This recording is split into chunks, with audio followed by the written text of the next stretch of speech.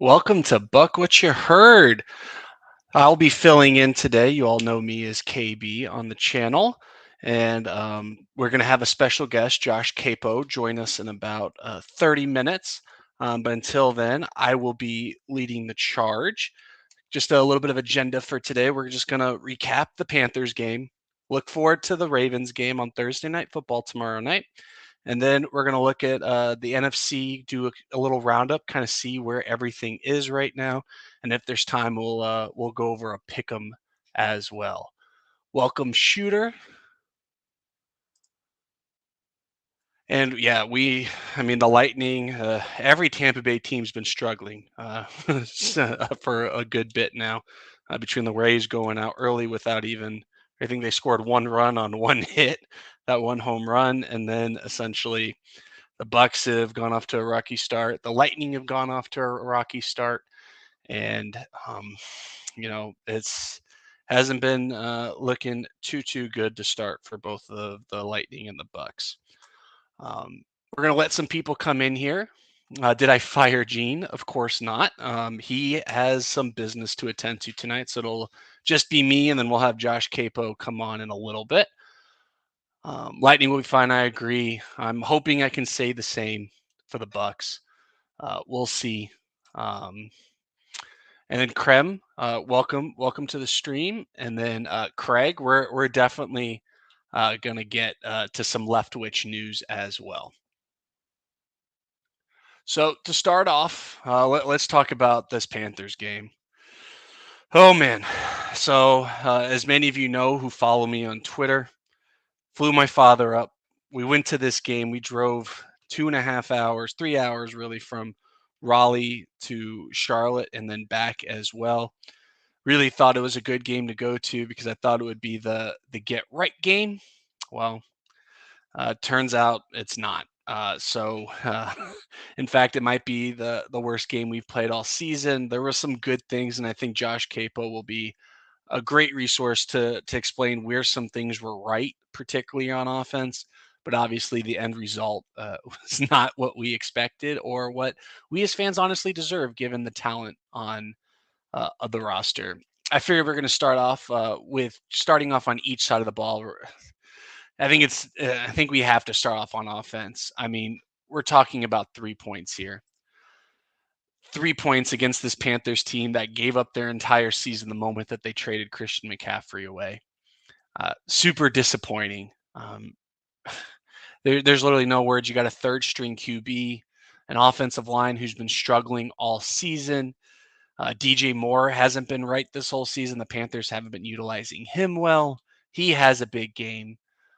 But specifically, let's tie it back to our offense, the run game. I mean, we're talking 16 carries in total. Let's take away Brady, 1 for 1 yard, 15 carries for 45 yards. That's embarrassing. That 3 yards per carry, that's unacceptable. White averaging 4, Lenny with 2.4. It's it's too predictable, man.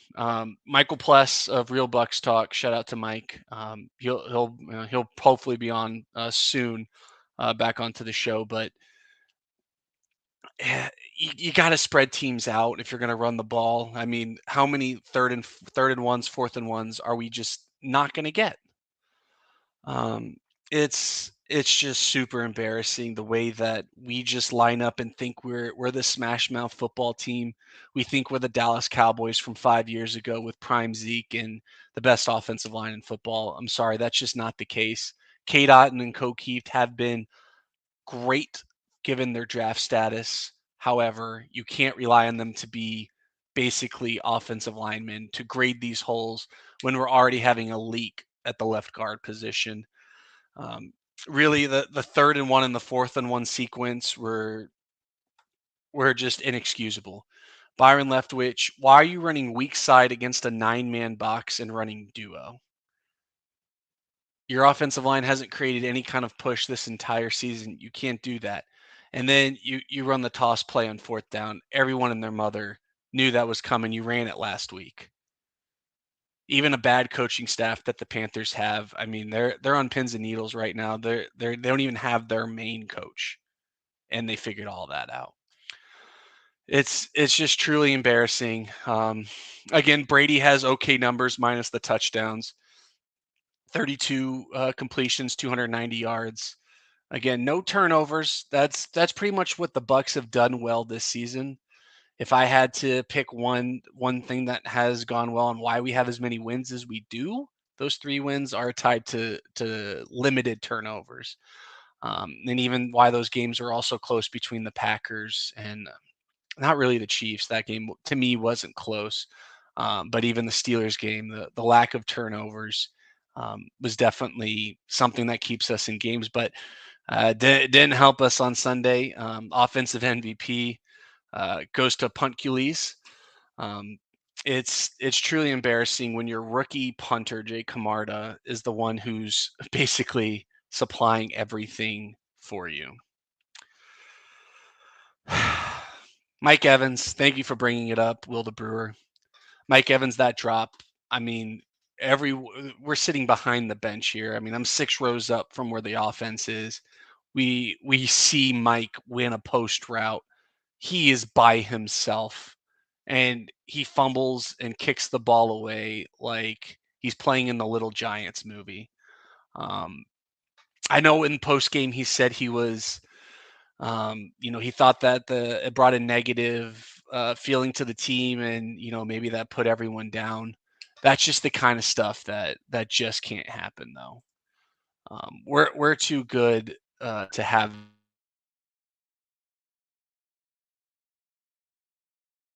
Godwin. He's being used in a very you know a very predictable way, I would say. I mean, he's basically just a third down target the way we're using him. He's not going up the seam anymore. Russell Gage, I mean, Byron just doesn't know how to use him. I know I got into a little bit of a thing with a Brady lover out there calling for Russell Gage's head, basically saying we should have kept Tyler Johnson. I'm sorry, no, Russell Gage has talent. We just don't know how to use it. I think what Byron has done well is figured out ways how to scheme Mike Evans open, and that's good and that's dandy. Um, but you're not targeting him in the red zone. We were past the 50 3 or 4, came out with one field goal, missed one 4th and 1.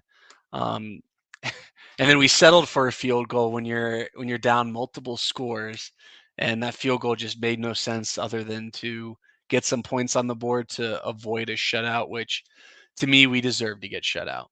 And David, I mean that's a great point. There there's no leaders out there. I mean, we see, the media wants to put everything on Tom Brady, yelling at the offensive lineman. It's just it's just embarrassing. Um, I don't know where. I mean, Ryan Jensen. This is where his leadership's missed. Um, there's just no fire, no spark, and shooter. Icebox would have caught that. I think Icebox would have caught it. But what about that one kid with the stick? That's who it reminded me of. Is that was just really really bad. Mike Evans looks like he's on pace for his 1,000-yard season, but if we're struggling to make the playoffs, it's an issue. I am not quite at the point of saying Rashad White. Rashad White's the answer. Lenny hasn't been perfect by any means, but Tom trusts him. Um, he had 2 catches for 7 yards. We know Tom, would love to, drop it off to him, but Carolina's playing quarters coverage. We're not tacking middle of the field. We're not spreading teams out, giving some people some space. We still have a lot of congestion when we run routes. Brady's gun shy right now, and I know we'll get to the offensive line in a second because I know we have an injury at a particular struggling position on our offensive line. But David, like you're saying, talking about a head coach, this is the coordinator right now. Coordinator and Brady. This is pretty much every single game. I don't even think we've scored a touchdown in the first quarter. Not one. Not one touchdown in the first quarter this season.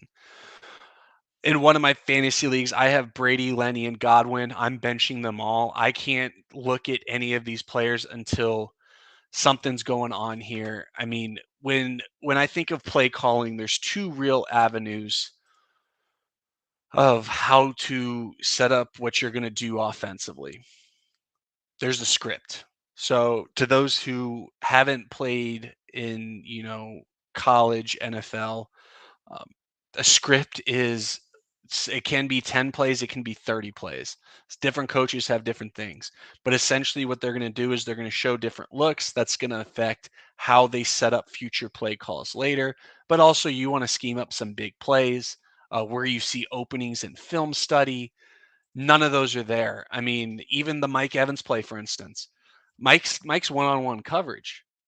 He beats his man. It's not because we schemed him open. There's just not much to like right now, especially given defenses haven't been doing anything crazy. I mean, yes, we faced against some really good D tackles.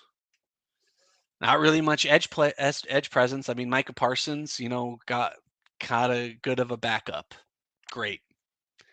I mean, he had 2 sacks, but other than that, the Dallas Cowboys were held in check.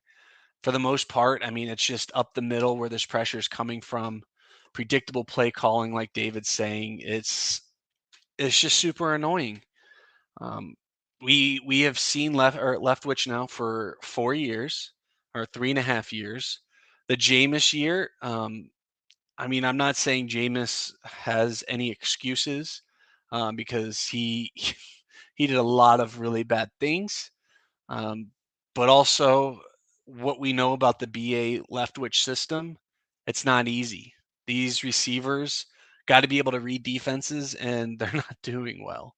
The adjustments just aren't good. Not to the offensive line. Put a gold jacket on Tristan Wirfs. I mean, man's allowed, I think, 3 pressures the entire season so far, 0 sacks. He's gotten beat once or twice in the run game for the entire season, not once or twice a drive like Gadecki. Right guard Shaq Mason, maybe not a Pro Bowl caliber player that or level that he's playing at right now, like he was in New England, but pretty good. G Vegas, welcome, welcome. You're in you're in a great place to be right now with talking about some Byron and some play calling right now. We're on the offensive line. Um, Center, I don't know what anyone could really ask of Hainsey. Hainsey, it was not supposed to come in and be an Pro Bowl caliber guard. He is playing to an average to above average NFL offensive line, center specific pace. That's all you can ask for of him, and he is not a problem to this team. I'm going to go to Donovan Smith next. Donnie, Donnie. Still have your moments. Brady helps you a lot, but whenever you're playing the Von Millers, we got to put Brian Burns in this discussion. Brian Burns is a hell of a player. Simple as that. He is one heck of a player. But that's it. Whenever we face someone elite with some speed rush and some moves, that's his weakness right now. And that just is what it is. First play better not be wide receiver motion to the left and run up that side again.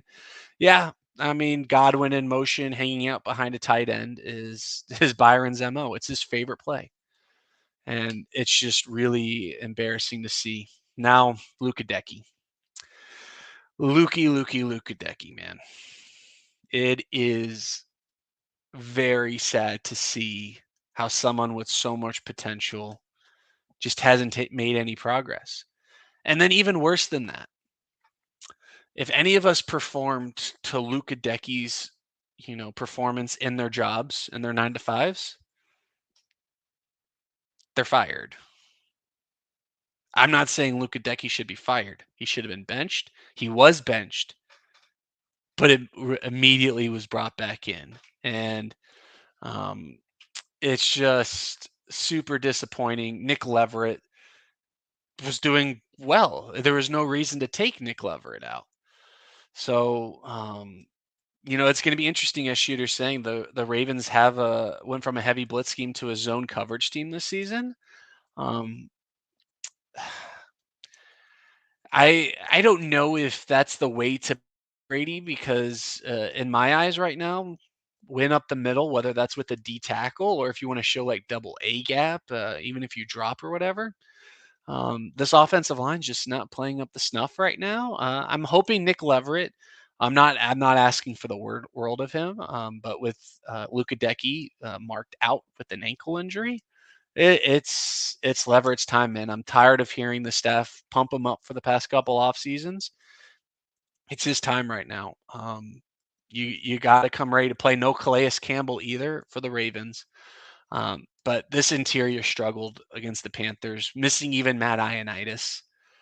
Um, and it's not all their fault. Tristan Wirfs said after the game that, on the 3rd and 4th and ones, for instance, um, every man was in the box. I mean, there's 8, 9 people every single time. No play action. We're 31st again in play action rate. We're 32nd in running. So something's got to give here. You gotta score points early, and that's why with the stubbornness of trying to force the run, I say just come out early your first 2, 3 drives and just pass. Put some points on the board, even if it's only 9 points. Put some points on the board. Gotta establish something here. The defense has been doing their part. Yes, they have fallen apart against the Pittsburgh Steelers and the Panthers, but they kept us in the game for 3 quarters of both of them. You can't really expect any more from a defense, especially now a depleted defense. Logan Ryan's going to be out for a little bit. Looks like Carlton Davis and Sean Murphy Bunting aren't going to play as well tomorrow night. Um, it's just really discouraging what we saw from the offense in Carolina. I mean, it goes further than just the 3 points. Um, Chris Cole, thank you again for coming in the stream. Darden needs to put his foot in the ground and cut up the field. Yeah, John Ledyard put out that clip. It's super embarrassing because he's done a pretty good job as a punt returner this year. He is performing to a top 10 punt return guy in the NFL. He did not show it on that play. The whole offensive line created a hole. He just didn't run through it. Scotty Miller, they're running him over the middle now. Still not very effective. His hands have been a little bit better. Brashad Perryman hasn't really done anything or been on the field that much either. And don't even get me started on Julio Jones. Just put this man on IR, find someone who can play games, and if somehow we make the playoffs, then Julio's great. But I'm tired of this every single week. Oh, it's a game time decision. Adam, welcome to the stream. G. Davis would love to see the team get a lead. Yeah, don't you think that gets the defense juiced up? And not saying they don't have their issues, which right now might as well just transition to the defense. Hello, Devin White. I'm going to make a horse joke right here. He's a one-trick pony. If the man's not blitzing, he's a detriment to this defense. Levante David played at extremely high level again. He's not the all-pro player that he's only got one all-pro in his career. But he is not the Levante David that we should expect from 5 years ago right now. That's just sadly not the case. He's getting a little bit, a little bit older, not as great as what he is, but what he is he's still the garbage man. He's cleaning up after Devin White's messes. Vita Vea, his messes. Jamal Adams of linebackers, Josh, 100% agree, man. I mean, this guy, you can't trust him with anything, and it's just super embarrassing. And then Josh is saying White has a great block on the pop pass. Yeah, I mean White's doing the job. I'm not saying again that Rachaad White shouldn't be the starter. All I'm saying is I don't want to put all the blame on Lenny, if that makes sense. But let's see what the kid's got. Yeah, Vita Vea who? David. I mean, I haven't seen him get blocked like this in a while, but I want to go back to Devin White real quick. This man, Devin White, I got to figure out or look up what that kid's name in The Blind Side who got taken to the school bus by Big Mike. Because Devin White got taken to school 20 yards downfield on a screen pass to DJ Moore by, I couldn't even tell you the name of the tight end. It wasn't Greg Olson. Their tight ends are unimpressive over in Carolina, and man, Devin White got taken to lunch. He was on the ground multiple times yesterday. JTS took a step back. I thought, and Josh will probably agree. JTS had a pretty good game against the Steelers. Just wasn't there this week or this past week, and it's just really unfortunate that those two run plays happened. The Chuba Hubbard followed by the Dante Foreman touchdown, that 60-yard run followed by the 20-yard run for the touchdown. That's just inexcusable. On one of them, I love Zion McCollum. I was a fan of the pick. My Lord, man. Zion, man, you gotta seal the edge. You can't let someone have the edge when you're the only person there. I mean, um, this is embarrassing. And G Davis, we'll get into the Ravens game shortly. I wanna finish up on the Panthers game first, and we'll get in there.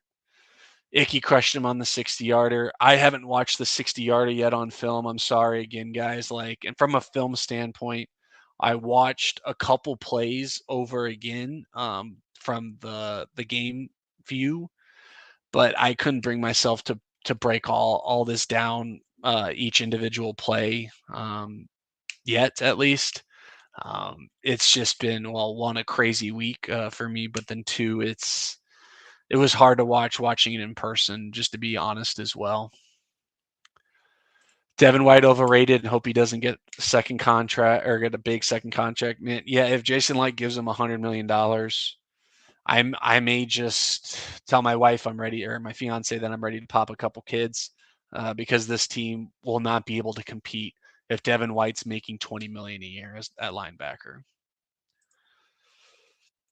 Yeah, White needs to keep his mouth shut, and that's part of it too that pisses me off. I mean, he's sitting there, guys. We are down 14 to nothing. This man's dancing on the sidelines. Dancing. Dancing. It wasn't even a good song that was playing. This man was dancing like he was in a club, man. It was really embarrassing. I mean, he's definitely, from what I saw on the sideline, he's definitely, yeah, we got this, guys. We got this, guys. Like, he's not, Brady, hey, like, looking at the tablets, this is what's going on. I mean, Levante, Shaq, all these guys are sitting there trying to figure out what's going on. 45's just on, dancing on the sidelines. I want that captain ripped off his chest. I don't know who would replace it. I would probably give it to Logan Ryan, even though he's not playing at this point.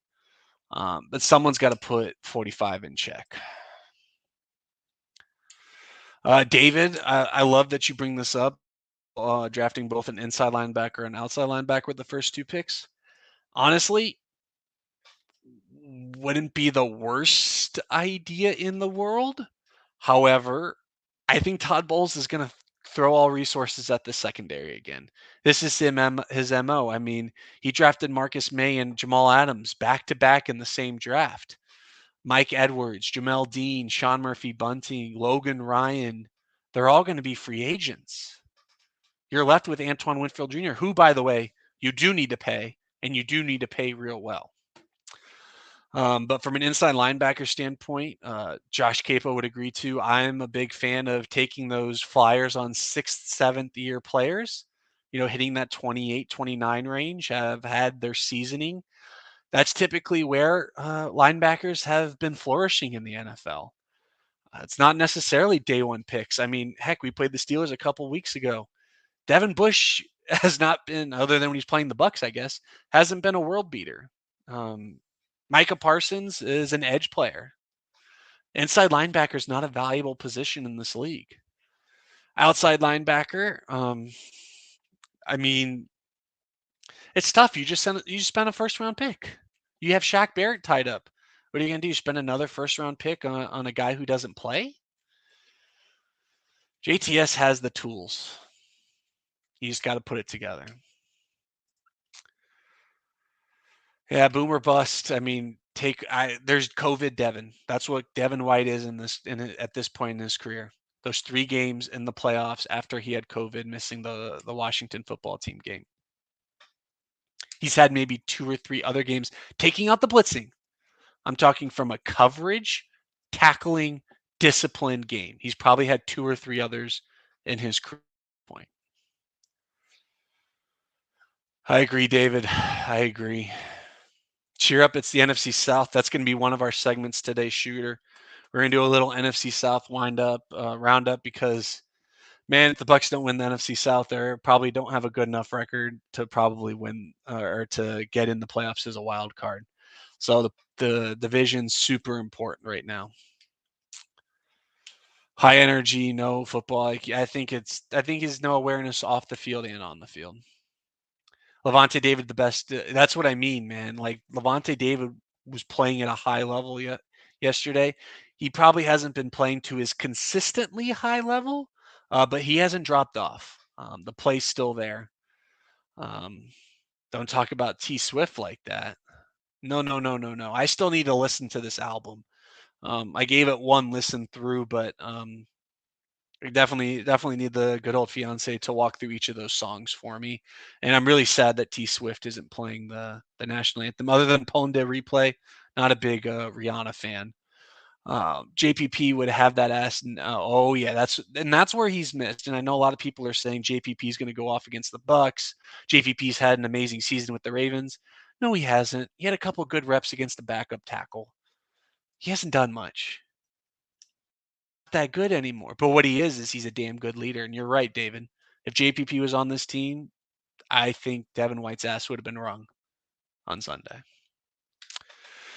He tackles high so often. Yep, definitely. And I just want to touch really quickly on our secondary right now. I mean, I love that Antoine Winfield Jr. is a nickel cornerback. I think he's the best nickel cornerback we have. And I don't think Mike Edwards had a stellar game. Keanu Neal did okay, I believe, but nothing worth writing home about. He's needed on the back end just as much as he is at nickel. It really stinks. Again, this is where I think Todd Bowles may go back to the draft to address the secondary and early too. He loves spending first, second round picks on DBs, and I'm talking about both corner and safety. Zion McCollum to end this. Zion, man, you gotta do better from a tackling standpoint, from a coverage standpoint, a discipline standpoint. None of that was there. He even got beat early. The second play of the game for the Panthers was that deep pass, or there was the first play of the game. He gets beat down the sideline, taking the short man. We got Josh Capo. Welcome, Josh. What's up? Oh, I was just wrapping up the Panthers game. Would love to hear your thoughts. I've done a little bit offense, a little bit defense. Feel free to fill in the gaps. I wish I wasn't there. See, and I keep forgetting you were at the game as well. Josh was covering this game from the press box with Peter Report's own Joshua Cole Allen as well. Yeah, it was a rough game. Like, I know you've been kind of going on about Devin White, and I put it in the chat as I was driving home, desperately trying to get here as fast as I could for you. Yeah, on the 60-yarder, oh man, Ike Ekwonu got loose on the backside of the run, and he pushed Devin solid 8 yards and ran after him and pushed him another 15 yards. And Devin just took it. He just absolutely took it. I mean, and that was the gist of the game. Like for it was actually a better coverage game for him, but lots of slip tackles, lots of missed or slip tackles, and just not being able to get off blocks. I need you or Plus to find that clip of this tight end. It was a DJ Moore wide receiver screen, Josh. I kid you not. A no-name tight end took him to the blindside school. Drove him 20 yards downfield. And for some, I don't know why I zeroed in on Devin White because the play was 20 yards behind him.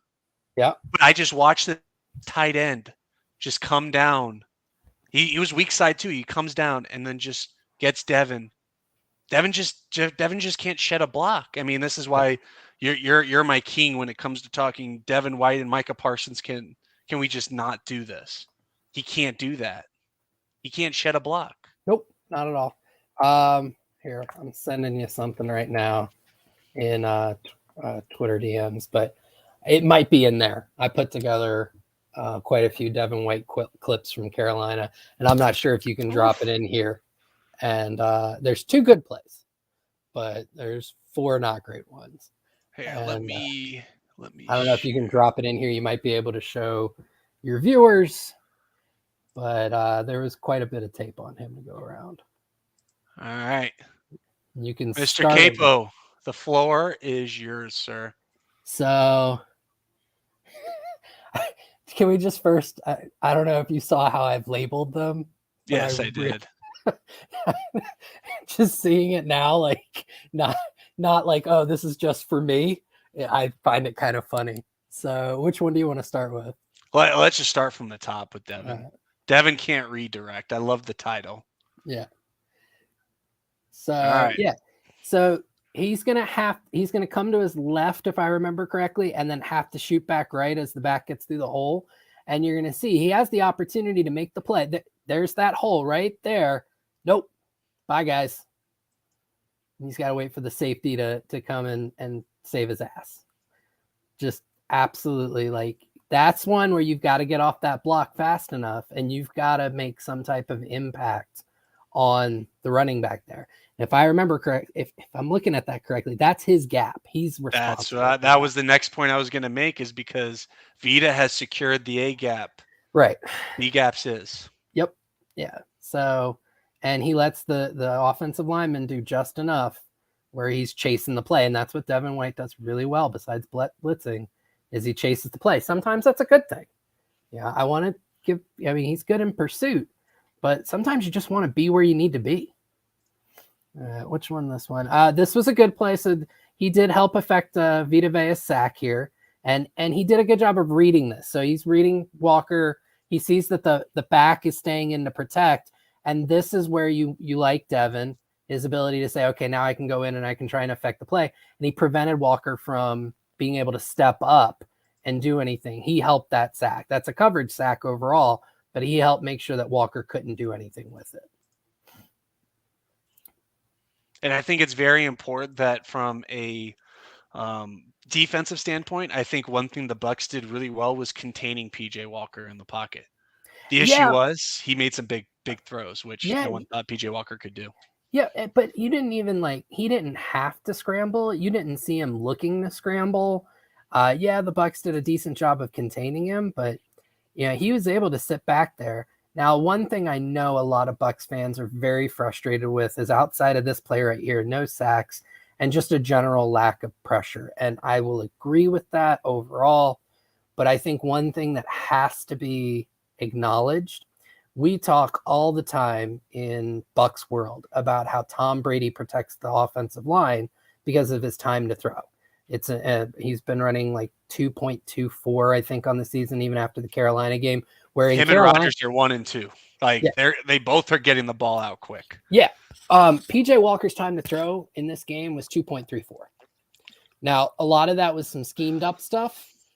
And that, I think, in the post-game press conference that we did with Bowles, he had mentioned, I think somebody had asked him about Shaq Barrett, I think he had 2 sacks in one game, and that's about it for the year, and that he hasn't really gotten a lot of pressure. And Bowles made a comment that a lot of people thought was weird, and he said him and JTS haven't had an opportunity to rush. And I think specific to the Carolina game, there weren't many opportunities for them to rush because of the way that Carolina schemed their offense. A lot of screens, obviously a lot of running, and just Walker was getting the ball out quick. So I think that's what he was referring to if I had to guess about it or speculate about it. And I don't necessarily disagree with him.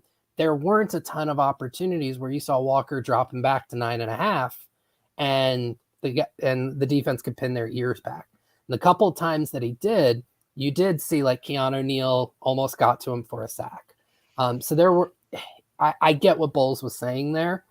Now, this week, it'll be really interesting because Lamar Jackson has the second longest time to throw in the NFL behind Justin Fields, whose time to throw is measured by a sundial. I mean, that man doesn't know how to get the ball out of his hands, and it's his own doing, too. Everyone complained about Chicago's O-line on that Monday Night Football game a couple weeks ago. They did okay. I mean, Fields has been bad. Yeah, Fields and like that entire offense feels like when you watch it, you feel like a kid watching your parents that are like want to divorce. Yep. You know, it's just like who's gonna like the passive aggressiveness. Like they're like, we're not going to give you an opportunity to throw the ball until it's third down. And then when it is third down, he's like, watch me not throw the ball. I'm just going to run around a bunch. So they're like giving each other the middle finger. Ain't that the truth? And then also Mr. Everything Bucks, Emily Compa, welcome to the stream, everyone. And I'd love to hear your thoughts as we break down this film. Would love to see what you all think. If you have any thoughts or anything that you're seeing, feel free to drop it down in the comments. Yep. So on this next one, Carolina had a pretty effective screen game. And part of the reason you're going to watch Devin White, I like how you got it slowed down for me. All right, now he's reacting to this. This should be stopped, I want to say, around the 45. And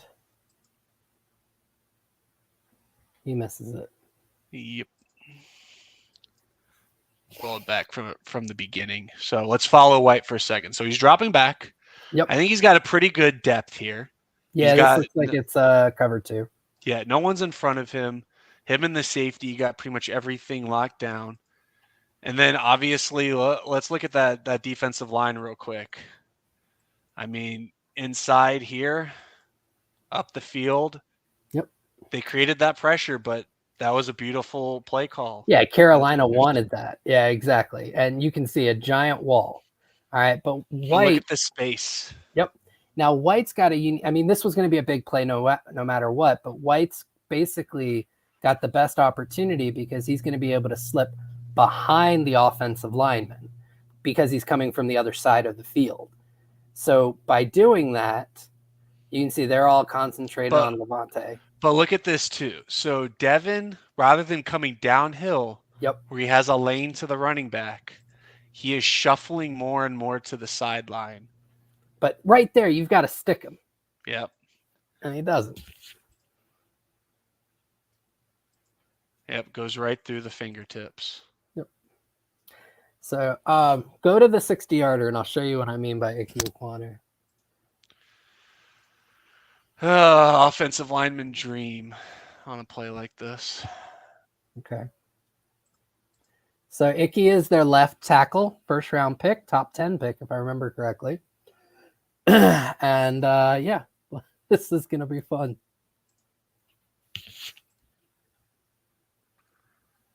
Hey, Devin. Boom. Bye, Devin. Punch.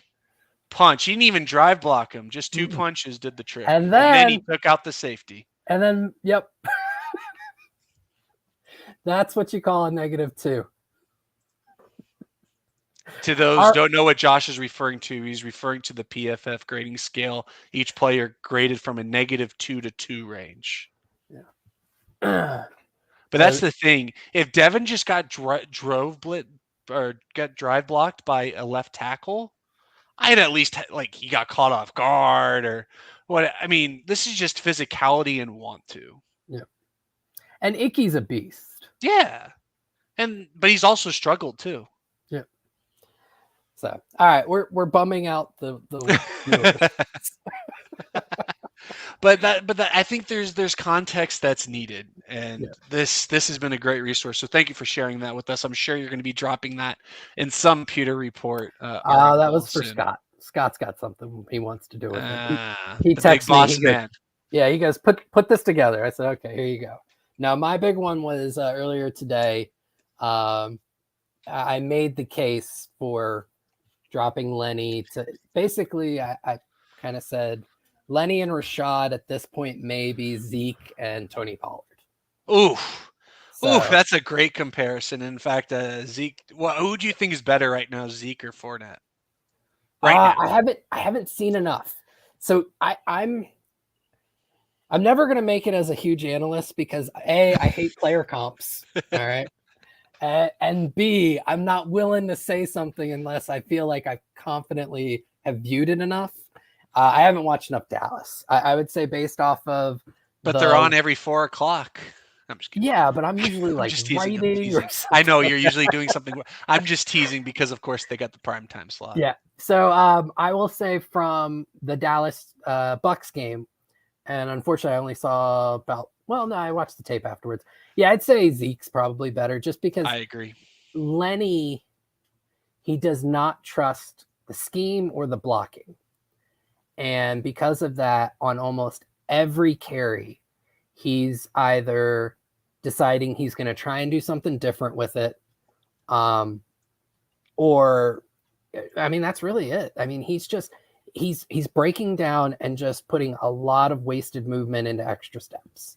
And until he can, and he doesn't have the burst and he doesn't have the lateral agility to be able to survive doing that. So all he's doing is slowing down and waiting for more guys to get to him.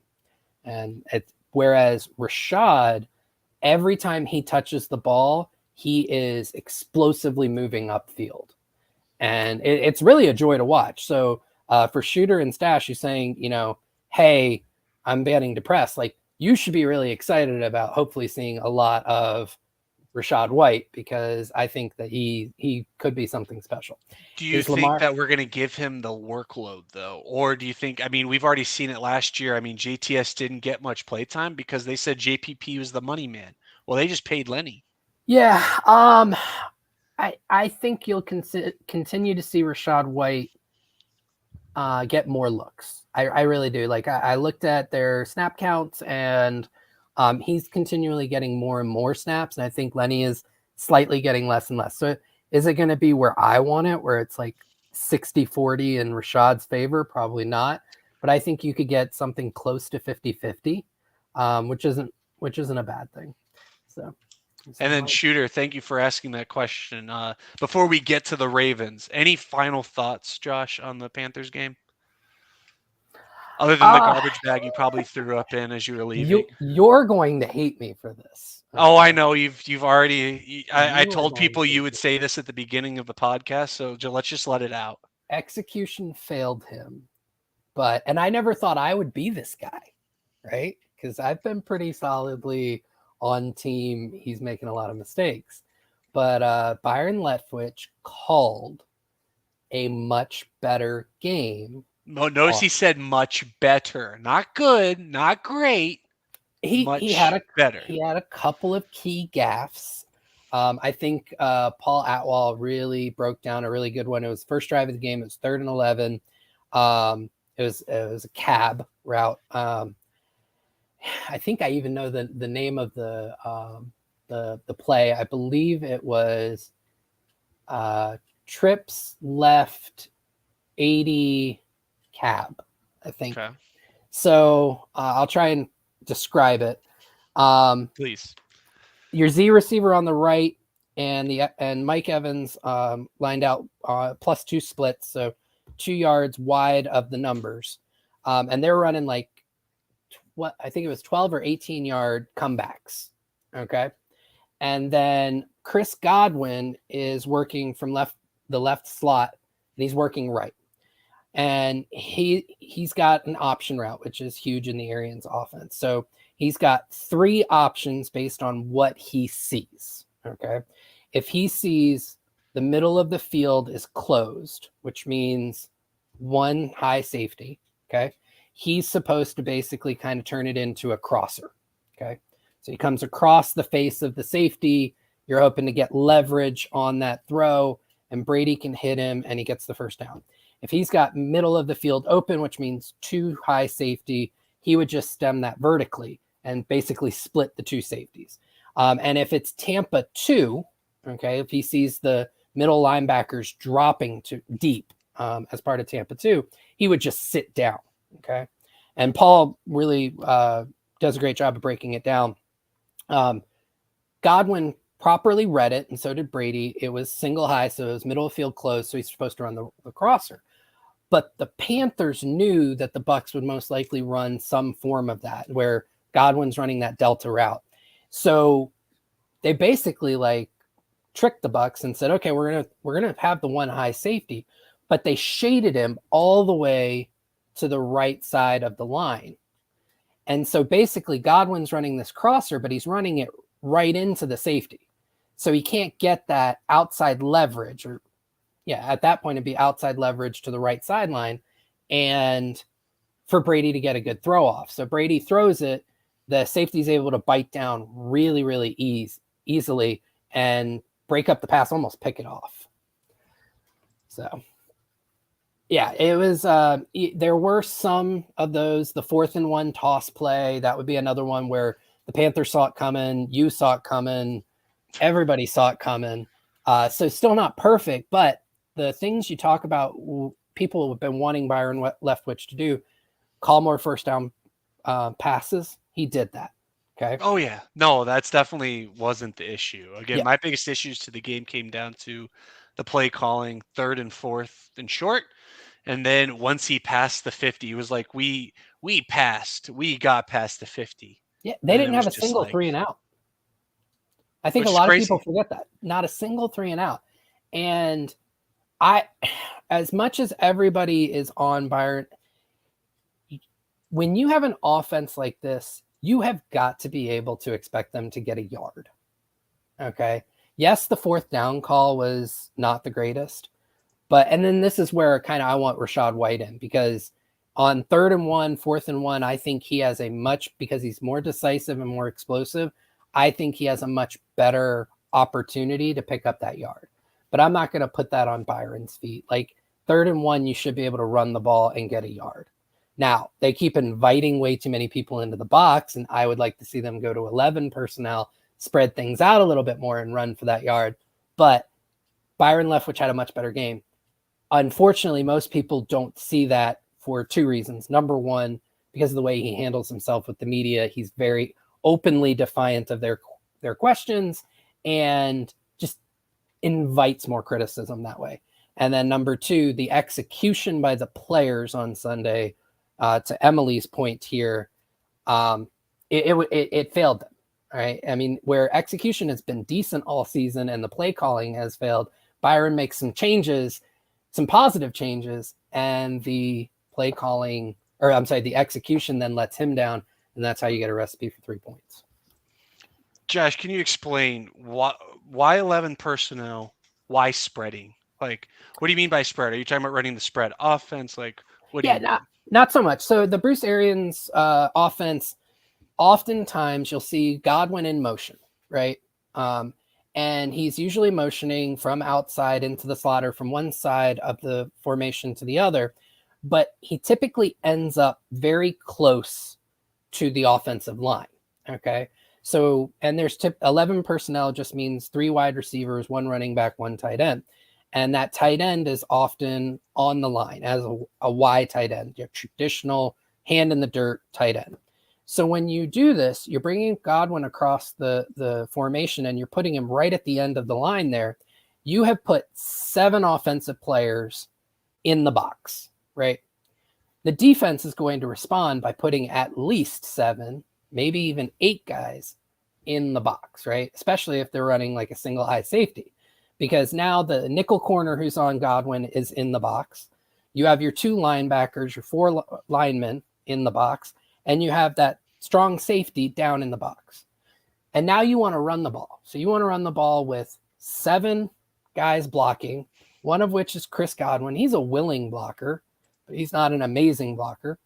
And you have a tight end who's blocking. Now, O'Keefe is a good blocker, but you're still asking him to block defensive ends. K. Doughton has had some moments blocking, but it hasn't been consistent. So you're asking a lot of this blocking scheme to try and allow to spring a hole for your running back. If they spread out more, where you don't have Godwin so lined up into the box, but keep him further out on his split, it takes the nickel corner out of the box. So now you're down to 7 guys rather than 8. And it forces the defense to not allow the strong safety to continue to creep up to allow him to play the run, but he's actually got to sit back and make sure that it's not a pass. So you're creating more room for the running back to operate and for some of your double teams to get some breathing room for holes. So, exactly. Hope that explains it fairly well. No, exactly. And then Emily, again, continuity, it goes both ways. I mean, everyone's talked about it all off season. We lost 3/5 of our offensive line, whether that be Jensen injury, Marpet to retirement, right guard to Cincinnati, and we brought in someone else who's good. Defensively, I mean, the secondary's coming in and out. I mean, they're hurt a bunch. I mean, continuity, people got to be there. That's where accountability, from my standpoint, comes from the coaching staff. So I think accountability is going to be a big part of, where we make that turn, because as Josh has kind of laid out, it's the coaches have some blame to a certain extent, but then also to a certain extent, the players got to buy in and or execute. There's just no negotiation there. Yeah, I was I forget who I was talking about with this not too long ago. I actually think the one player, like, I was going back in my head and saying, how could this offseason have gone a little bit more differently? And I think the one player, a lot of people point to JPP and they point to Sue. From a talent standpoint, like just at this point in their careers, I agree with the moves to move on from them. A lot of people then say, well, what about the accountability that they brought to the defense, which is perfectly valid. I think both of them held a lot of accountability. And I think you and I have talked a little bit about this. I think that the team put Devin White in a really bad position by making him a captain.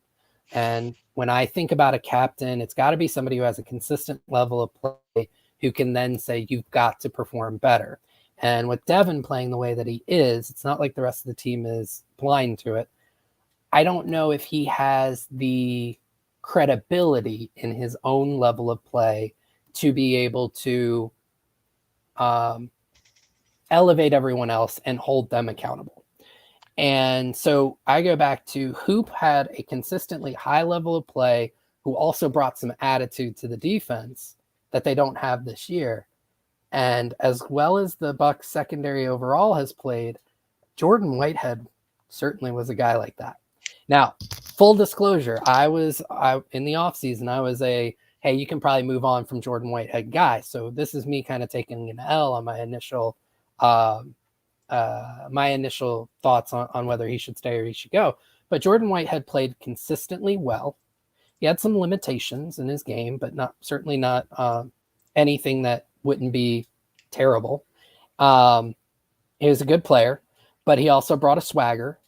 And I think that if Jordan Whitehead's wearing a C this year, you maybe don't have some of those busts that have happened, and especially in the run game, because he's elite run defending safety. Do you think it's fair for me to be critical of Devin White dancing to not even a good song on the sideline when you're down 14? Well, first of all, I want to know, what was the song? It's one of those new songs, Josh. Ever since I've been out of teaching, I can just tell you. I mean, I know Taylor Swift had a new album. That's great. Right. Modern hip hop, I can't tell you, but I can appreciate a good beat. That much I can admit to. Yeah. But let's just say the crowd wasn't even into the song. Okay. All right. I mean, it's hard for me to judge you judging him without knowing the song, because maybe it was a banger in my opinion. It wasn't Stacy's mom, I promise you that. If it was Stacy's mom, I get it. But I mean, just watching Devin White on the sideline. Who was that? That was Bailey Zappi, right? That was Bailey Zappi. Yeah. But like for me, for Devin White, it's like, everyone talks about Tom. And one thing that I think I grew a little bit of appreciation, and I've tweeted about it since, everyone knows my feelings for Byron Leftwich, but it looks like him and Tom are on the same page. They're very calm, cool, collected. They're very analytical. I may not agree with what comes from those discussions, but they seem to be able to be on the same page. The offense, I thought, had a lot of continuity in that, like, obviously there's a lot going on and bad. When they came back to the sideline, there was a lot of huddling, a lot of talking. For the defense, it seemed like everyone was pretty separate, but it would be Devin White from, if you want to say from a leadership standpoint, he would just give someone, go down the line, tap on the shoulder, and then it's just like everyone just kind of like walks away. And I know that's kind of a very they're all macho. To me, defensive players just they have a different mindset than offensive players. I think offensive players are very yay rah rah, like a little bit more loose or excuse me, a little bit more conservative versus defensive players who are very loose, very energetic. Even you see it, they dive over plays when there's clearly no fumble. Right. They create things in their own head. They want contact, like they're nutsos. Yeah. But like it's just again, I agree with you. I think someone who has a little bit more gravitas. I'm not saying it has to be, um, a 12-year veteran that needs to be a captain. But like when I look at a guy like, let's say, Logan Ryan, I know he's completely new, but you read about everything that he's done, off Yeah. the field. I'm happy that captainship isn't Vita Vea because that physicality isn't there. But yeah, there's no one else really to put it in my eyes, and that Yeah. stinks. There are different types of leaders. I mean, I think we all agree that Devin White's probably a get hype kind of guy, Yeah. and sometimes that works, right? It I'll tell you, David, I think there are alpha males, right? I think Devin White is an alpha male. Again, I think that he loses credibility because of his play style. And then going back to your last comment, David, if you're not going to run on first down, and if you're not going to run on 3rd and 1, like Brady can't throw the ball 60 times. Like Also, you've I got think to be able Brady's to get already a yard. proven he's not going to do the QB sneak for the time being, and I'm I, okay with that. yeah, I'm I don't okay know with it. if I don't know if David's saying that it's a Brady sneak. I think he's saying you have the greatest quarterback of all time. Oh, you You don't don't run on. you I don't was need to I run was on thinking 3rd you one. run Tom And Brady. and David, please put it in there whether I'm correct in how I'm interpreting that. But they tried the QB sneak and it absolutely didn't work because they just didn't get enough push in the interior. But I don't disagree that maybe sometimes you go to a speed out or some type of smoke screen in that situation, but you've got to be like, it's the NFL. You've got to be able to get a yard. Bowles said it, and I absolutely agree with that. You've got to be able to get a yard. I think it's a great transition for us to get into this Ravens game. I mean, when you think of the Ravens, if we're talking about getting a yard, I mean, no matter who's been in the head coach position for the past 2 decades, they've been one of the most physical teams in the NFL. Yep. So this is not going to be easy. I know they've moved away from a completely blitz happy scheme that is working for the Giants right now, which is fun to see, to a little bit more zone heavy. David has a follow up real quick. He goes, the way they line. Oh, never mind. I thought it was Yes. is predictable in the way that they're running. Yes. There Um, is predictability in how they line up on their run game. and it goes to, I mean, Tristan Wirf said it. I mean, there's a lot of people in those boxes. I mean, Yeah. those are 8-9 man boxes. So when we get to the Ravens, the one thing that scares me a little bit is whether it's Justin Tucker or Lamar Jackson's arm or legs. There's going to be some points scored. So the Bucks need to change that up, get something going. But my biggest fear of this game is chasing points and chasing points early. Josh, we haven't scored a touchdown in the first quarter this season. Yeah. They need to come out and I would say go with tempo on offense. Again, I'm very much a proponent of going to shotgun almost exclusively on the first drive. Drive some tempo, see if you can't create some issues in communication on the defense and push the ball downfield. So. And then that's pretty much from an offensive standpoint. And defensive, I have a Mark theory. Andrews. So Oh, I want to hear your I theory. have a theory on. I was thinking about it, and full disclosure, I have not watched the Ravens offense that much this year. So, but one of their most embarrassing offensive performances last year was on a Thursday night football game against the Dolphins, and then this year they had a ton of trouble with their old defensive coordinator Wink Martindale of the Giants. Um, and both of those game plans were something that I think Bowles would love to lean into. And I'm almost like just sell out for this. Just blitz on 50%, 60% of the snaps. And He's gone away from that though. And I like that he kind of transitioned to this more too high look, but he's been blitzing 5. I mean, he just hasn't really gone 6 often. he's done a ton of simulated pressure. Yeah. So, but no, I think, today or tomorrow, I should say, you put Devin and you put Levante right in those A gaps. You go with that double mug look. You bring, I'm assuming it's going to be Delaney. He's going to be the nickel corner from the nickel, and you force Lamar to make quick decisions and try and hope that he doesn't break you at the legs. And I think for me, if I'm designing a game plan, that's what I'm going to try and do. Bowles is one of the most creative blitzing minds in the league, and you hope that creates some turnovers, puts them in some 3rd and longs, gets them away from being able to use their run game, and see how that works for you. So that's how I would play it. It's going to put a ton of stress on Zion. Although I didn't see the injury report today for the Ravens on whether Rashad Bateman's a go. I think he's listed as, they have a bunch listed as questionable. So Right. Calais Campbell is the only out. Yeah. Andrews, he didn't practice at all this week, is questionable. Rashad went full today, but today's probably a walkthrough. Yeah. So that's my only if there. So I think he might play a little that bit. Full. So the thing with injury reports, now I guess I'll tell it for your viewers, they always note that is if there had been a full practice, this is what this person would have done. So if he's full, he's going to go. He's full. Yeah, I completely agree. I mean, Marlon Humphrey full from a hamstring, looks like he's going to play too. Marcus Peters, again, same as Marlon Humphrey, questionable but full the past 2 days. Yeah. Ronnie Stanley full today only. So they're going to be pretty healthy.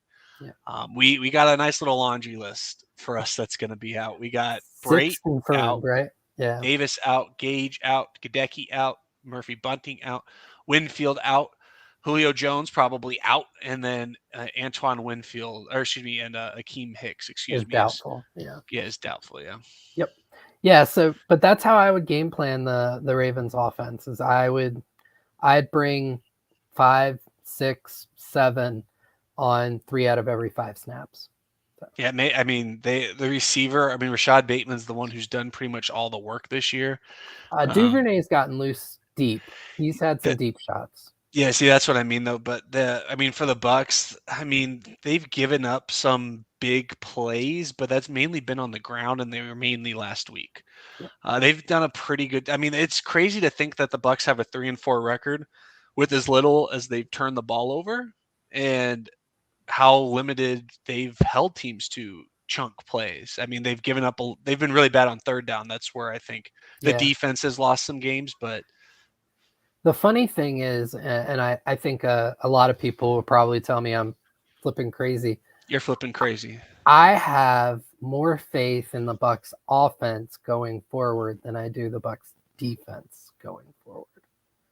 Just watching the tape back, there's a lot of sloppy on the defense that previously wasn't taken advantage of, but over these last couple of weeks, it's getting more and more exposed. Whereas the offense, it's again a couple of small little things that are very, very fixable that can turn this into a 24 to 27 point offense. And then Shooter's bringing up one thing I wanted to touch on by the end of this podcast. Deshaun Jackson has proven that he loves to come for revenge games, and then he tweaks an ankle and is out for the rest of the year. So it'll be interesting to see if he makes a little cameo the way that he did for the Rams last year. Yeah, that could happen. That's what I'm saying. And I mean, Mark Andrews, he didn't practice at all this week. He didn't look like himself on Sunday. So that's one positive for the Bucks. I mean, that's Lamar's weapon. Um, Again, I don't think this is going to be a high scoring game. My only fear is like the Packers game if it's 14-0 by the end of the first quarter. I think the defense will keep them under probably 28, probably I'd probably say between 21 and 24 is what I would expect the Ravens to score. At the high range. I mean, at the high range. That I could see it going a couple different ways. It really comes down to how well they establish their running game, because again, the Bucks off defense. Gus Bus went off last week. Yeah, But yeah. It's Gus Bus though. If they're able to establish that, I could see them running away, running the defense ragged, and a couple of long runs, and all of a sudden it's 38 points given up. So you hope it doesn't happen. I think the Bucks should have a solid game plan to prevent it. It just, again, comes down to execution, and a lot of it's going to come down to Big 50. And I've got a theory on that one too. I'll share. This year they've used him. They've tried it basically through his first 3 years in the league. He was a two-gapper. You lined him up at the zero, or at the nose, and he two-gapped. And this year, Bowles, in his creativity and overall for the defense, it's created some really cool opportunities. But he's got Vea one-gapping. He's got him lined up in the A. He's under fronts, over fronts, things like that. And I just don't think Vea is a one-gapper.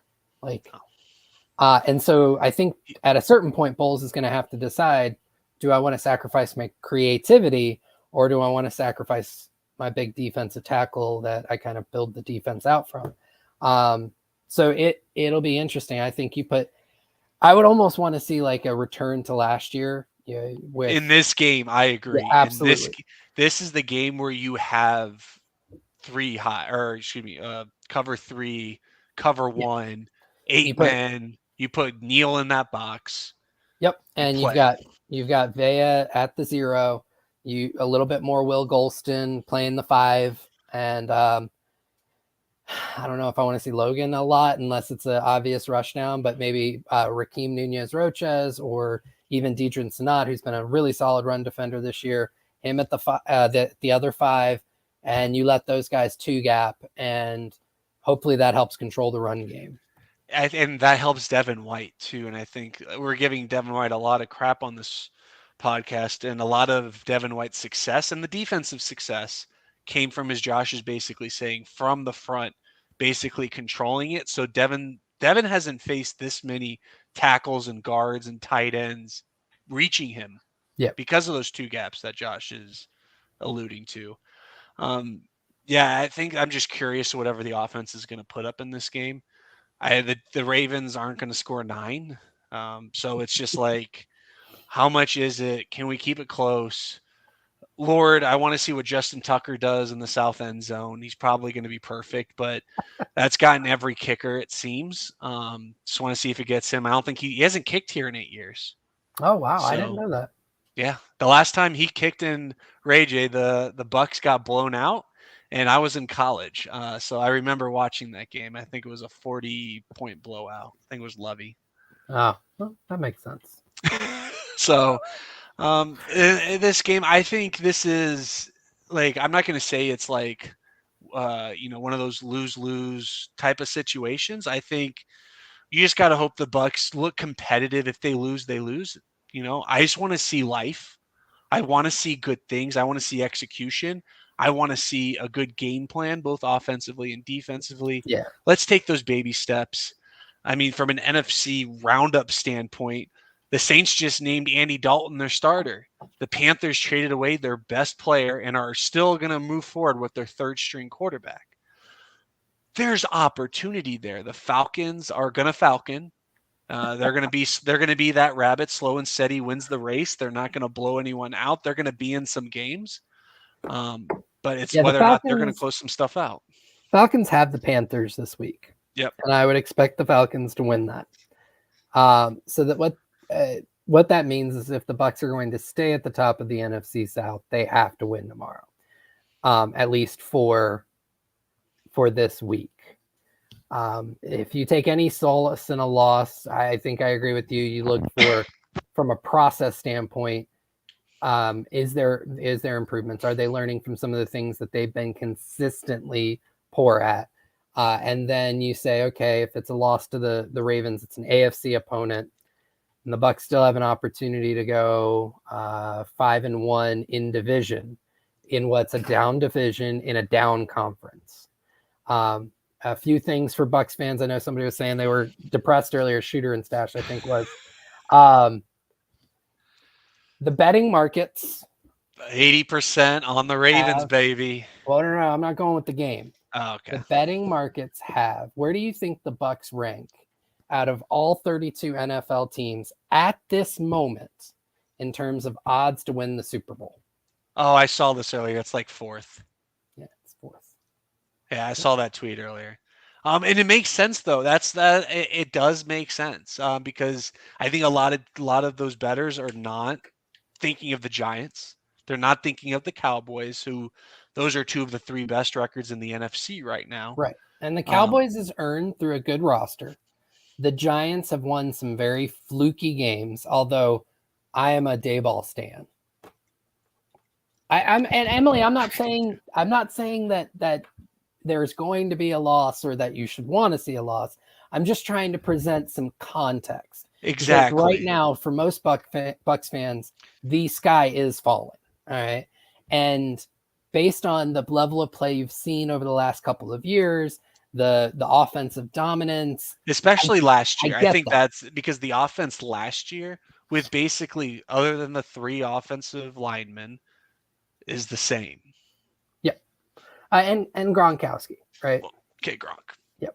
And you swap Gage for AB. Like, there's more change than I think a lot of people realize. But Emily, I want to give you some context to say, even if there is a loss tomorrow, let's look at the landscape of the NFC, because ultimately you just want to get into the playoffs, right? It's just win the division at this point. I don't care if it's 4, because the 5 seed, if that's the Giants or the Cowboys, that's as good of a position as you can ask for. Right. You've got one dominant team in the NFC right now. And let them win 14, 15 games. I don't care. That's the Eagles, right? Then beyond that, you've got a few teams that have looked pretty good when you look at both their level of play as well as their record, right? Vikings and Seahawks, baby. And I would say Dallas. Yeah, and Dallas, yeah. And Dallas. So you've got a couple of that kind of second tier, and then you've got this whole mess of a tier where it's like these teams were supposed to be good. Packers, 49ers, all expected to be there. Not Tampa Bay, even New Orleans was expected to be a pretty solid roster. Pete Prisco, baby. He picked him #1 seed in the NFL, the best record, and Super Bowl pick. So nothing is going to be decided for the Bucks tomorrow in terms of like the season is over. There is a potential if they beat the Ravens and they look really good doing it, you're going to hear a whole lot of, are the Bucks back? But even in a loss, the NFC is so drunk this year. The Bucks could still stumble home, right? Yep. They could still stumble home. So find that Uber. To me, it's having the best record you can going into the bye. I think you have to split Ravens and Rams, and then you got to take care of the Seahawks. And the Rams are another team where things don't look right for them. Like, I forgot. I even mentioned them in my rant earlier. Yeah. Rams fans, Packers fans, 49er fans, they're all saying the same thing Bucks fans are, which is the season is over. There's no way we can win. Oh, no, not really. Because if all of you are doing it, somebody's got to 7 teams. 7? Yeah. 7 teams are going to make the playoffs from the NFC. And then one of them is going to make it to the Super Bowl. It's going to happen. And it's Vegas. Yes. You just need to get hot for December. You don't even have to get hot at this point. You just have to not fall completely over as you stumble your way to the finish line. Exactly. I mean, I think if the Bucks offense averaged, they don't need to average 30. If they even just put up 23, 24 a game, I think that can get them the 9-win mark. Yeah, because I think that's scoring what the overall race is is in down the in NFC South. You got to Yes. get to 9. And scoring overall in the NFL is down this year. Take the unders, baby. I thought I forgot where I read it. It's like if you took the under on every single game, you'd be up by a pretty good margin. Yeah. Not everybody can be a scoring juggernaut like the Bears. I can't believe they were so close to dropping 40 in Foxborough. That would have been nice. But yeah, so and I'm with you. Like, let's say hypothetically the Bucks came up and just came out and just destroyed the Ravens. Let's throw out that hypothetical.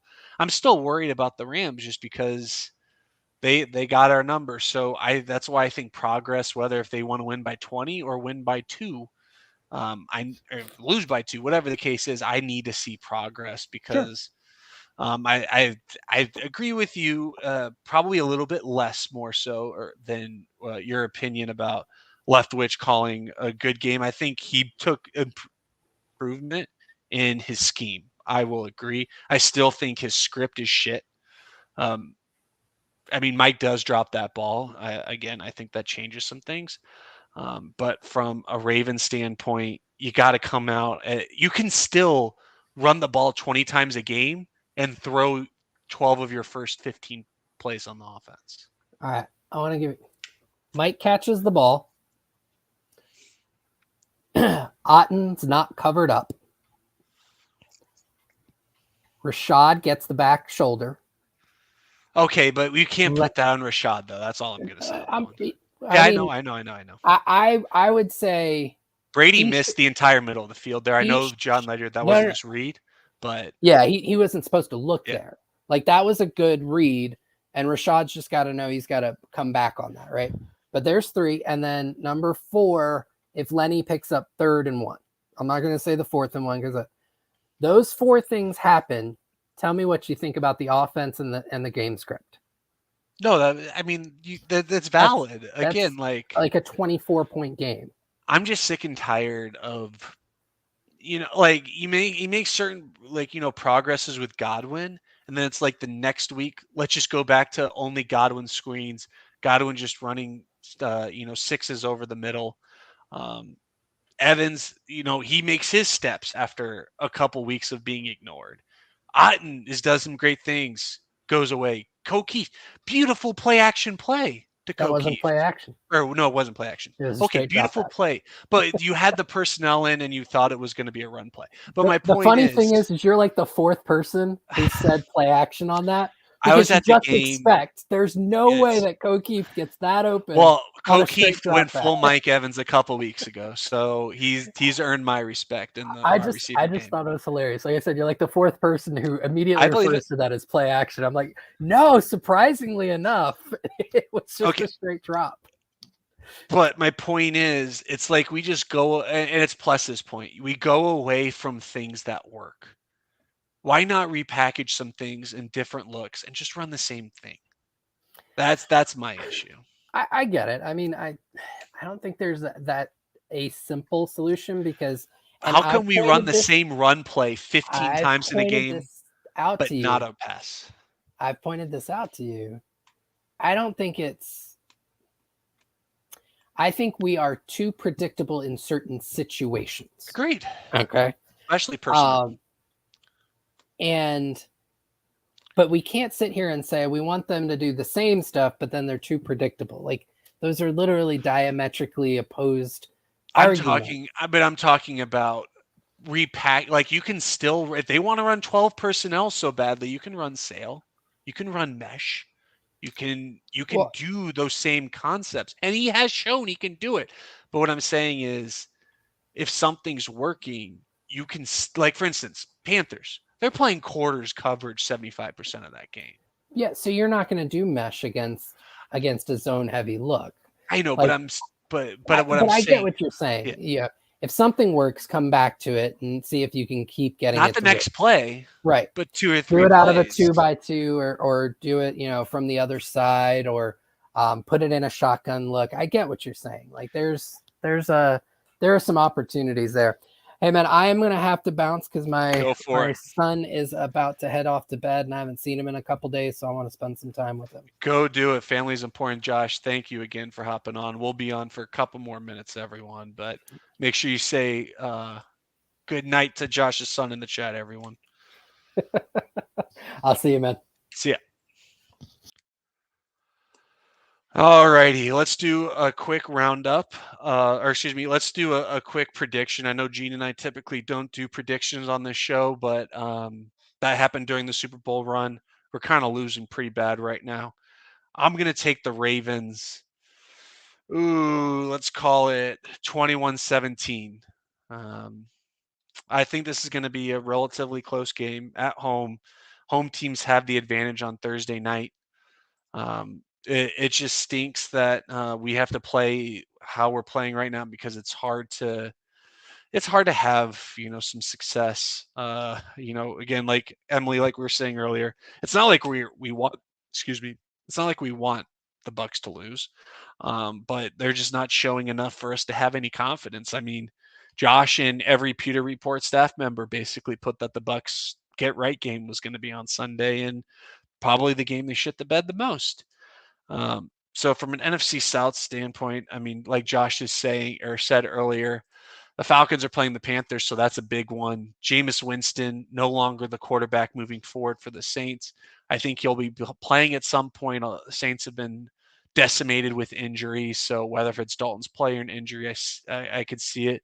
They got Vegas at home, so that's going to be an interesting matchup for them. But every game counts. Every game counts. Shooter the Stash thinks we're going to win 24-23.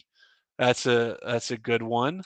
We got Emily Bucks 30-17. If the Bucks win 30-17, Emily, I'll think of something fun to do for the next podcast. 31-16 Ravens. I can't blame G Vegas for a score prediction like that. 21-3 Ravens. Gosh, David, I hope we don't put up another three burger. It's just is what it is. From a pick'em standpoint, I want to do a quick pick'em with the chat. So I'm going to share my screen right here. And if I do better than Gene, I will say I cheated and all of you all helped me. So let's go through each game one-on-one. Again, I said I'm gonna pick Baltimore. Denver, Jacksonville. Well, I want to see everyone's answers in the chat. Denver at Jacksonville. This is, I think, a very interesting game. Denver's playing a little bit better without Russ. Russ might be coming back. Got to make a big pick here. Let's go Jacksonville. Gene, you better not copy my picks. I know you're watching this somewhere. Yeah, Denver. Okay, David. All right. I'm just going to take the home team here. I just don't like what's going on in Denver right now. I think Minnesota, Arizona, this is a low-key huge matchup for Arizona. If they drop another one, NFC West is looking very bleak for them as well as a playoff spot. Minnesota at home, they sometimes drop an egg every now and then, but I'm going to take Minnesota. And then we got the big Carolina, Atlanta. I'm with Josh. I think Atlanta's going to win this. Carolina's coming off a really, really good game, though. And I'm with you, David. Denver's D is for real. I'm just with G Vegas and Emily. I'm taking Jacksonville. Chicago, Dallas. Oof. Chicago coming off that big game at Dallas. I think I got to take Dallas there. I don't know how Justin Fields gets away from Micah Parsons all game. I think I'm going to take New Orleans in the Vegas matchup. New Orleans, this is basically their season. If they start dropping one or two more, I just don't know how.